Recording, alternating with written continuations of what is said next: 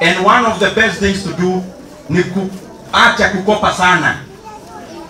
Tuangalie vile tunaweza tengeneza bajeti ambayo inaambatana na zile fedha nchi inachukua, so that we do not continue indebting our country into posterity. Jambo la pili, ningetaka niulize ministry ama department ile inahusika na administration. Waliarrange budget yao, najua wanaileta bunge leo, lakini tungetaka wafanye rearrangement, because the security apparatus in Kenya inaanza katika vijiji, na Kenya tuko na village elders ambao wanaangalia maneno ya administration na security katika vijiji zetu. Tungetaka hao village elders from next financial year lazima wawekewe fedha zao, and I will make sure myself in my position as member of parliament that we have allocated the monies for village elders, because they should be given a stipend of not less than 8,000 every month.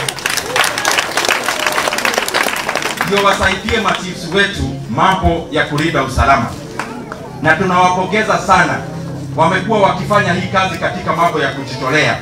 It is time that we must rise up to the occasion as a country and reward our village elders, all the 45,000 of them, with a stipend of not less than 8,000. Na kwa hivyo ile pesa nimeona katika budget policy statement ambayo imeongezewa katika administration, hiyo pesa isiwekwe katika votes ambazo haziulizwa maswali mingi, ile pesa tu ya kutumiwa hivi na hivi.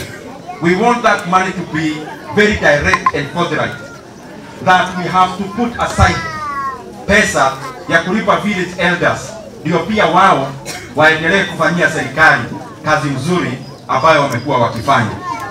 Na hayo mambo yote and I'm repeating again, hatuisemi hii mambo kwa sababu kuna mtu ambaye tunakemea.